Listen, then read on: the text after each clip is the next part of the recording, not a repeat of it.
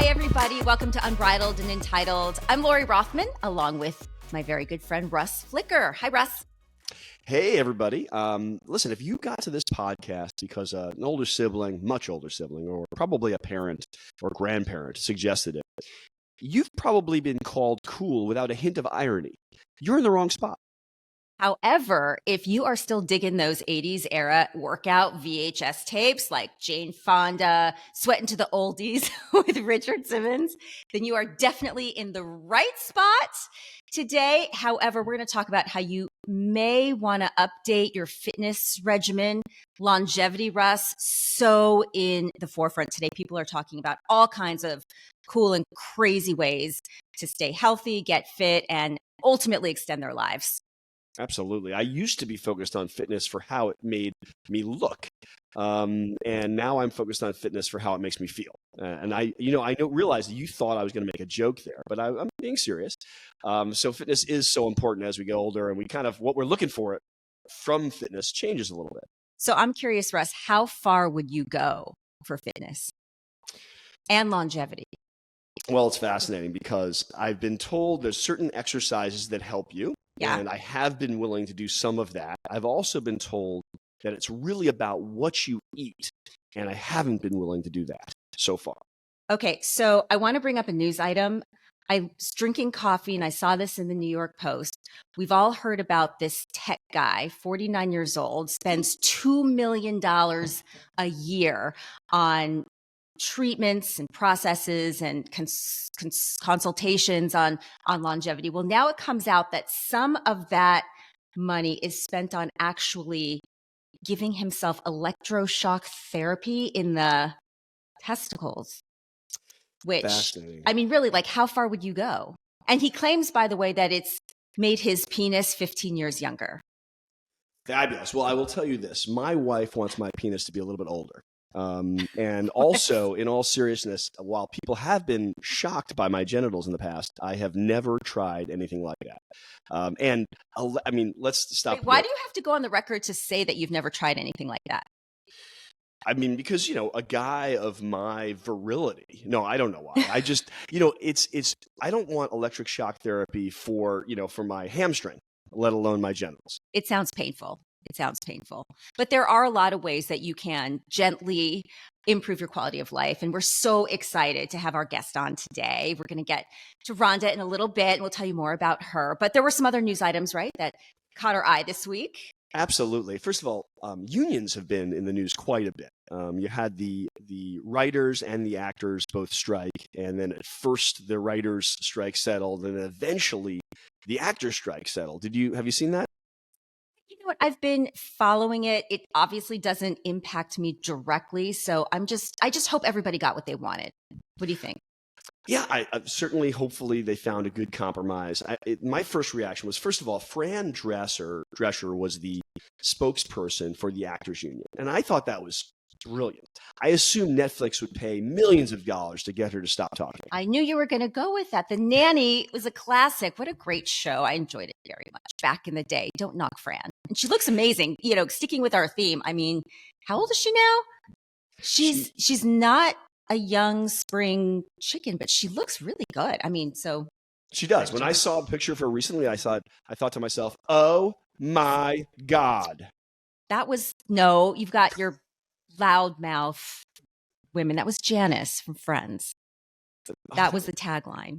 Come on, Russ, get it together. Oh, right. That's still Fran Drescher. No, that was that's Maggie Wheeler, the actress who played Janice on Friends. Oh my God. Anyway, all right, let's move on. Fascinating. How stupid I am. I mixed those actresses up. I love the self-deprecation. That is that even for me that's shocking, but we're going to keep that in because I think everyone should know how little I know about Fran Drescher.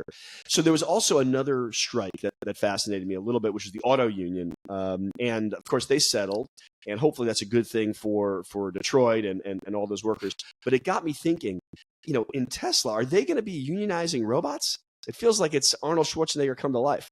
That's very funny and very clever to say, but right, it goes to the point of how critical are human workers going to be here, or human drivers. I mean, I was also reading recently about singularity. That's when artificial intelligence will actually be more powerful than humans.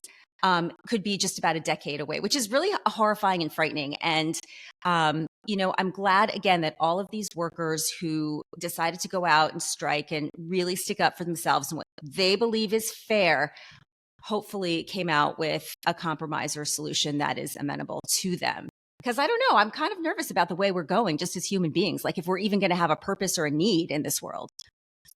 That is a deep thought, and you're not wrong. Although I do wonder sometimes the unions end up taking so much of the economics that they end up owning the organization, and that can be good or bad. In the airlines, we saw sometimes that didn't work out well, but hopefully, to your point, they work out where the labor and the company are both making profits and continue to grow and be successful. So I love that's where your attention was drawn to this week, because as you know, mine was, to the guy shocking his balls. That was the first story that I loved this week. And then the second story that I was mildly obsessed with is Patrick Dempsey, sexiest man alive, 57 years old. I have to tell you, I showed the cover of People to my kids who are still watching 20-year-old Grey's Anatomy reruns on Netflix. And it was jarring for them to see what Patrick Dempsey looks like now. I mean, don't get me wrong. He looks great. Silver Fox. I think it's awesome. 57, sexiest man alive. There's hope for you yet, Russ. But I don't know. There are some other people on there, men that I thought. Let me give you two interesting facts about Patrick Dempsey. Oh, I hit love. Me. And this is because guys like us, Patrick and I, who still look so good in our 50s, and I do agree. I know you're being funny, but props to you. I appreciate that, but I'll tell you that Patrick Dempsey, two fabulous facts. Number one is he won competitions for juggling and wanted to go to clown college I swear to God, you should Google it. And so he's funny, and that makes me like him more because he's funny and interesting. But the other fact that makes him an absolute rock star is that in his first marriage, he was in his early 20s, and he married someone 25 years his senior, his best friend's mother. That's not a lie also. So a little Stacy's mom, a little bit weird, but he always had a thing for 50-year-old women. And so good for him. Volumes for us 50-year-old women. The 20-year-old Patrick Dempsey's would be hot for us, I guess. You were just too young for him at that time, Lori. I guess so, clearly. But anyway, I do think he must have a phenomenal publicist. The internet was brutal. They were like, what is he doing lately? But anyway, congratulations, Patrick. It's great. Lori, one more question that I think I assume our audience is thinking, everyone's wondering. Do you think he shocks his penis? Why not? Let's move right past that. If he hasn't yet, he will now. I think this is going to become the norm. Fascinating. We women have to endure painful procedures, right? Not have to. I should really cover that and say the choices. And I think it might be. I may be going out on a limb here, but women partake in more plastic surgery procedures than men. Maybe it's changing or getting closer, but that just sounds like worse than anything I could possibly. Men are babies. Men are babies. I mean, look, there's so many things that went through my head when you said that you have the penis of a younger man. And I guess it got me thinking a lot, but I just think that seems very challenging. You have to, maybe that makes sense for people who are marrying, second marriages, marrying younger people, trying to keep up. I hope that my wife, if she watches this, doesn't think, oh, how am I going to get Russ to do that? I really hope she does not think that. Penis isn't the only answer. So there are many alternatives for us ladies.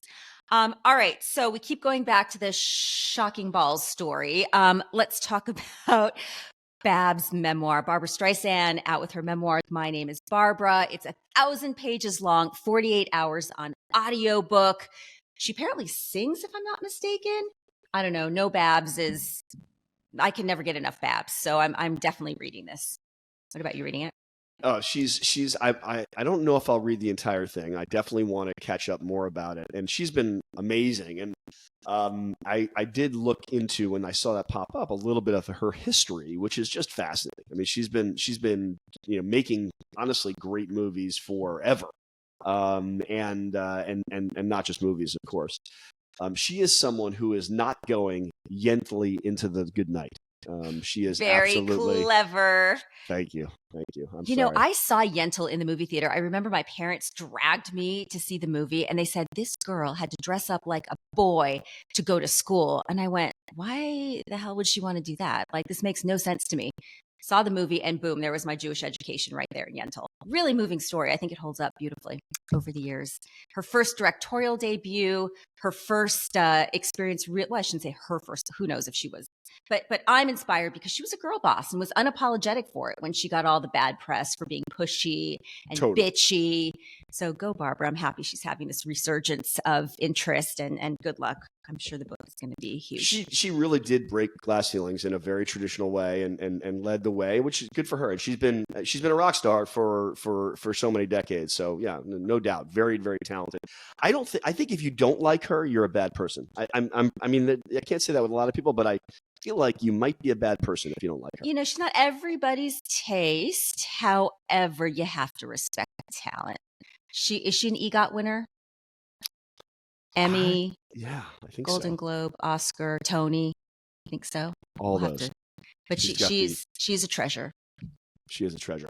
So, as you alluded to earlier, our topic of the day is fitness, and particularly fitness when you're not 20 years old and you're looking for all the health benefits and longevity. And we have our guest who's going to come on in one moment, Rhonda Hunt. You might know Rhonda because she runs Barry's Bootcamp in Scarsdale, but she also is a NASME personal trainer, a Lululemon ambassador, and just a marathoner and an overall fitness guru. And we're really lucky to have her on. And ladies and gentlemen, without further ado, please welcome Rhonda Hunt. Welcome, Rhonda. Hi. The legend. Nice to see you. How are you? I'm great. How are you? Wonderful. So everybody right in town, Russ, in our little bedroom community here, knows Rhonda as the toughest and smartest workout leader in town. Why, thank you. I'll take that. No doubt. I wonder how many times per week do people come to Barry's? Because it's such a good workout, intense sometimes. How often do people come to Barry's? That varies from individual to individual. There are people that come once a week and other people that will come 3, 4, 5 days a week. The way that Barry's is built, like it's a different body part, a different focus every day of the week. So it's literally designed to, if you're working your lower body one day, upper body the next day. And we're going to hit the lower body again, then we lighten the load. So it's really smart how they have it programmed. It's almost like a personal training session on the floor with those dumbbells, but a lot more fun, and the music's really good. So give us a sense of the profile of the participants, their age, their gender, how good they are about coming back for more. I think you'd be really surprised by the type of person that goes to Barry's, because there is no type.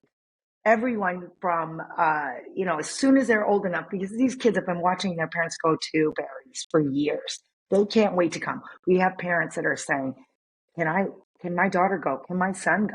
Like, well, if you go with them, because we do have an age restriction. If you're under the age of 18, we want them to be accompanied by adults, preferably a parent.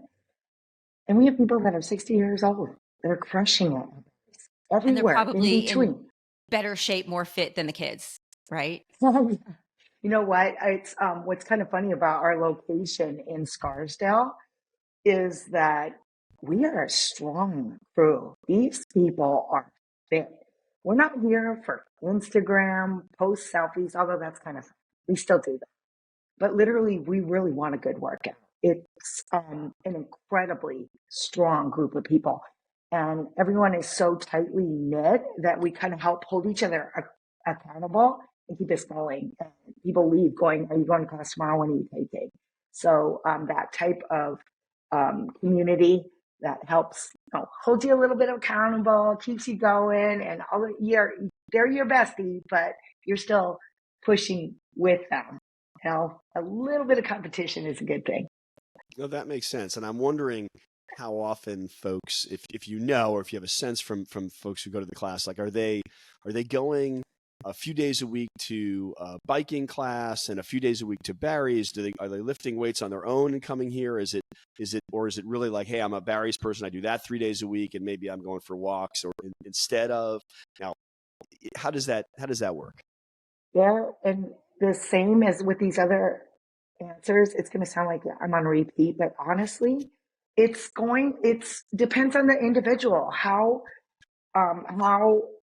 are you balancing out your week with things like some people will go to a yoga class, some people will just walk it. It really is. You can tailor your own workout routine by your lifestyle. It also depends on, we got to work, we got a family, and all of those other elements in there. And plus, like, how hard did you hit it? Are you all in? Are you like, how could you get a little easy this week? Because I'm going to try to get in all those different body parts. So it's really cool that it's just one of those situations that you can go in like intense, a little lighter. You can go a couple of days a week. You can go a lot of days a week, and really get that personal training experience Let on me the pick up floor. on tailoring to the individual because entering middle age here, I have noticed such a difference in my stamina with cardio, my strength, and weightlifting. So, what advice do you have for middle aged people to keep up the consistency of their workout and their commitment to fitness? I, first and foremost, never give up the fight. Never give up the fight and let it feel hard. It's okay. Hard today might be different than hard felt yesterday, and then it will feel tomorrow. So you have to go in every day like, all right, it's a new day. This is what I did yesterday. This is where I hope to go. But where are you today? So if I say you're going to sprint for 30 seconds, you'd be like, okay, I'm going to sprint this number. And I only had 3 hours of sleep last night. So let's see Right, where it right, right. goes. I was going to say, But then this is where I am today in a fetal ball in my bed crying because everything hurts so badly being right. perimenopausal. Okay. So Oh, get me over that hump.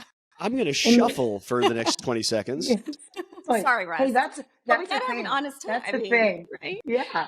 The one of the cool things about working out and working through menopause, which and perimenopause, I'm there with you, girl. You are not alone. I am not immune to this. Mhm. And I am actually on the verge of outing myself on Instagram and saying fit after 50 and sharing that experience because I think it's becoming more and more important that women share this. Like it's not taboo to say. I what I the only real advice that I have for berries is, you know what, maybe go a little bit lighter on the Mhm. dumbbells for your joints. Mhm. That's it. Like just be more mindful when you're lifting, but do not stop lifting heavy. You need the muscle mass. We need the hormones that you get from that muscle mass. You do need cardio. You need all of these things, but you have to be aware, self-aware of your body and do what is right for you. If your body's like, that doesn't feel right, then stop doing it. You remember that old joke about the doctor telling you, like, well, it hurts when I bend my elbow like that. Well, don't bend your elbow like that, I was you at the know? doctor recently with my wife, and the doctor asked, how bad is menopause? How much is it affecting you? And I said quite a lot.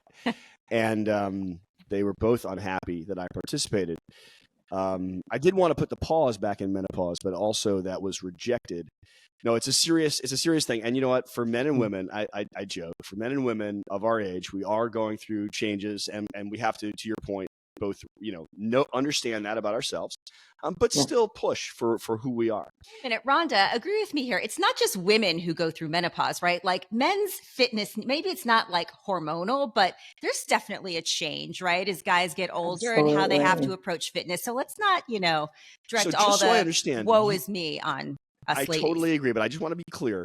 If it's okay that you talk about what happens to men in this age, which is totally fine with me, then I think it's okay if I talk about what happens to women in menopause. And I agree, by the way, we're all changing, right? That's part of it. Uh-huh. It's part of the journey. And it's, I have people come up to me all the time talking about, oh my gosh, and they point to the belly. All of a sudden, I'm like, did you just turn 40? Yeah. Yes. And it's like, you can almost see these people coming in and hitting these hurdles. So, it's not just the workout. It's 100% what you're putting in that body too. Because listen, you can pay all the money for the private trainers and all the money for all the various classes. But if you're treating your body like a garbage can, what you put in is what you're going to get out. And it is, you got to be more mindful of things like what you're eating, how much are you sleeping, what are you drinking, things like that. Where do you come down on alcohol? A lot of conflicted research. I've had to Yeah. cut back. It's just listening to my body and the headaches come with it. It's so sad. Yeah. I miss Yeah. getting so 100%. drunk. I really do. 100%. But really, can you, what's the right balance? It's like the eggs. Like Yeah. eggs got such a bad rap for a while. Like, there's always going to be something in our diet that is going to be villainized. Uh-oh, I grabbed it with the dog. I can appreciate Sorry. that. Not to worry. By the way, I know, Russ, you were teasing me about is dog walking, does that count as exercise? Because I It have does. to. It does. It does. It all adds up. Carrying the groceries into the house, parking, all those things that we know it. You just got to actually implement. Park your car at the far end of the lot. Pick up the groceries. Carry things around. That's functional training. Move your body. Just think about it. Like if the United States government that categorizes a French fry as a vegetable tells you that we need 10,000 steps a day, well, I bet we need 15. I bet we need closer to 20, right? Like they say French fries is a vegetable and 10's enough. Move your body. I would And, like to get that report. That would be great. That'd be helpful, please. Yeah, right? Put that on the fridge, but it's a veggie, honey. All right. It's I have really to about balance. all things in small doses. Yeah. So my mother, I'll never forget this. I don't even think she was 40 years old at the time. So she was young still by today's accounts. And I remember her saying, oh, honey, it's your face or your ass. You can either have big, beautiful, plump cheeks and eat a plentiful diet or not eat and work out and have a lean, mean frame, but ultimately look, wrinkled because you don't have the collagen and the fat in your face and you get a little more Russell is drawn looking. smirking, but I have a lot of thoughts. No, face or your ass. This is the Like, I mean, conundrum. Yes, This is the this a real conundrum. conundrum? It really is. It is, Russell. No, I thought You you were can going to smile, debunk but it. this is a thing. We talk about it. There is no debunk. It's true. Fortunately, I don't know if we need to thank maybe Beyonce or who we need to thank. Actually, a bigger bottom is, Any the thing. Kardashian will do. Any That's exactly Kardashian, where my head went. If you are eating enough, then you have, to your point, big, beautiful cheeks, and that works all over. You know what? It kind of goes back to the alcohol thing. Dirty It's old like, man, Russ. You're the one who said face or ass. I mean, this is like, can we say that? Is this broadcast news? Where are we? It's the truth. And it all goes down to with the alcohol, with your workouts, whatever. What is ultimately going to make you a happier human? A happy human is a healthy human. Is a glass of wine at night going to make you happier than the last 5 pounds? Is a bigger butt I don't know how to answer that hotter question. than a different? I mean, it's like what makes you happy? Do you want to be thinner and like okay, Lori, how often is your ass out? And but your face is out all the time. Face is forward all the time. So that's yeah. Sure. like Good. I appreciate really that. is all about balance. It Let is me all ask you- about balance. Let me ask you a question, Rhonda. You had mentioned something before that I thought was really interesting, which is using fitness as therapy. And by the way, that makes you partially the therapist. So love to hear your thoughts on that from some of the people who you work with. And also, if you have any crazy stories or interesting anecdotes, you don't have to mention the names, but it would be fun to hear. I'm sure people come in hot from time to time. Oh, not from time to time, every day. I mean, I see sprint on the treadmill, but doesn't it feel like life sometimes feels like a sprint or a marathon? It's like you go in, you just need to decompress. Like it's like hitting the reset button. And it's ultimately like, I honestly believe that exercise and moving your body and community is the best medicine. It is a cure all. Like, I can't tell you how many times, like, I'm leaving my house where I'm just I do fitness for a living, but here's me. I got to go for a run. I need a second. My husband doesn't say, but anymore. He's like, Mama got to go. Bye. See you in an hour.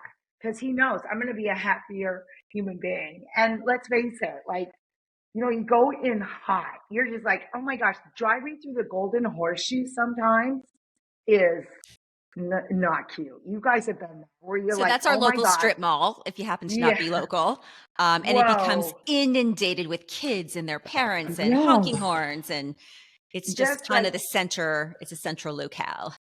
yeah, it's like a black hole. And it was just like, it's like the Hunger Games. Like, holy crap. But after class, it kind of feels like, oh, you walk out and you're like, you don't have to run people over now. Yeah. It's all go.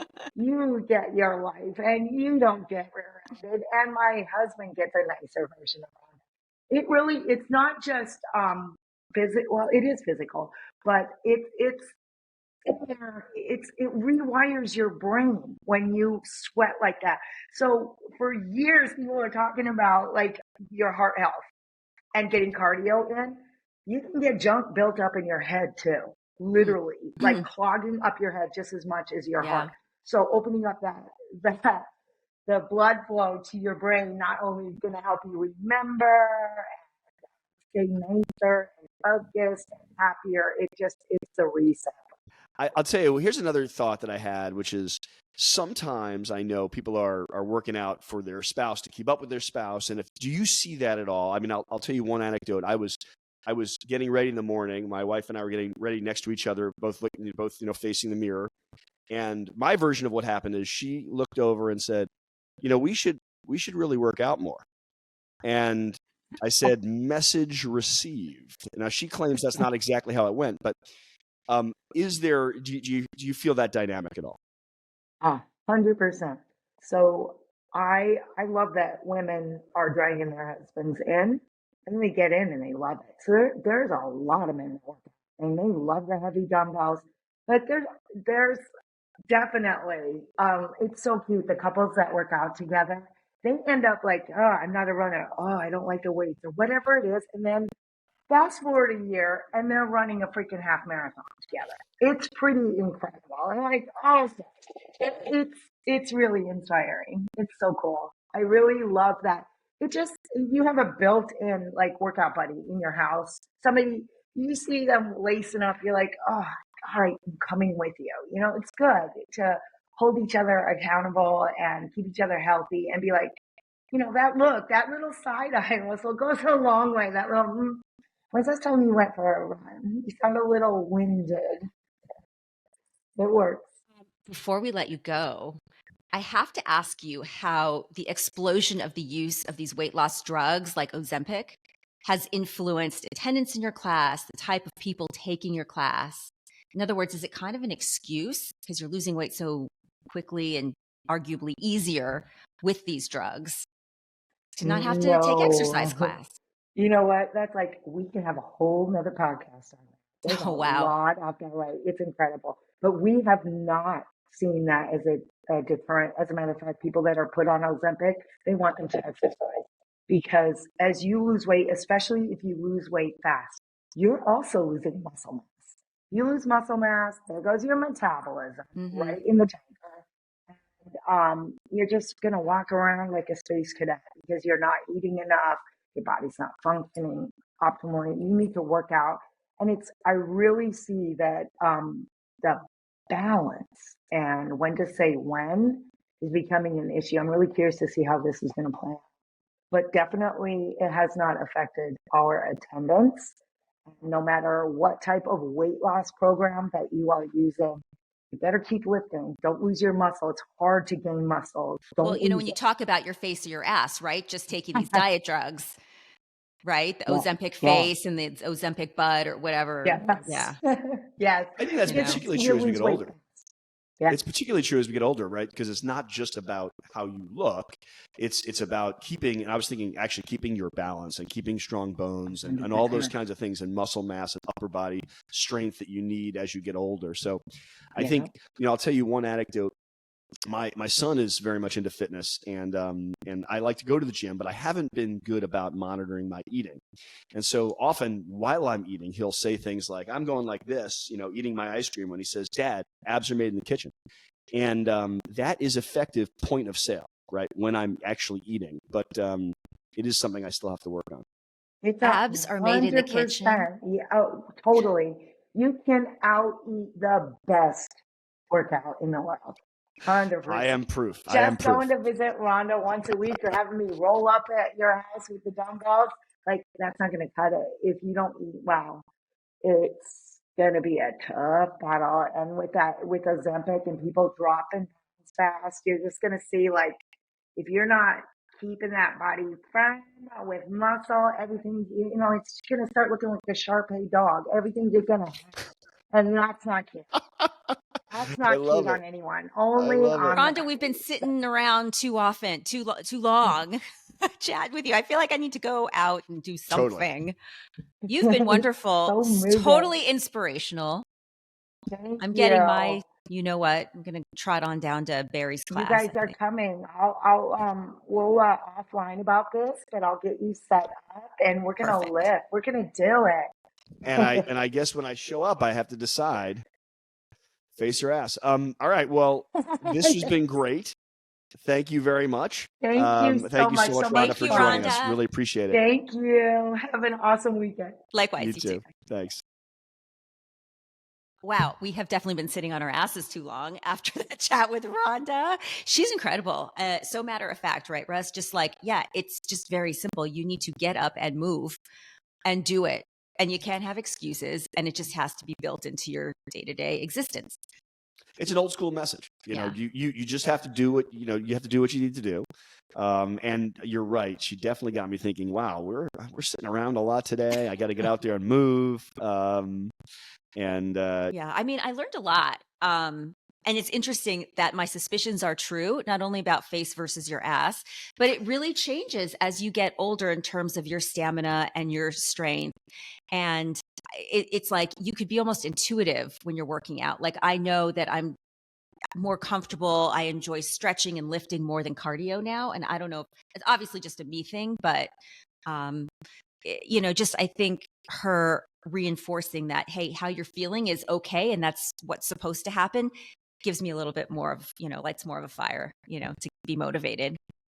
I totally agree. And it's do what you can do for where you are in that moment or in your life, in your age, whatever. But that's still challenge yourself at that point. Oh, wait, I had a question for you that came to mind.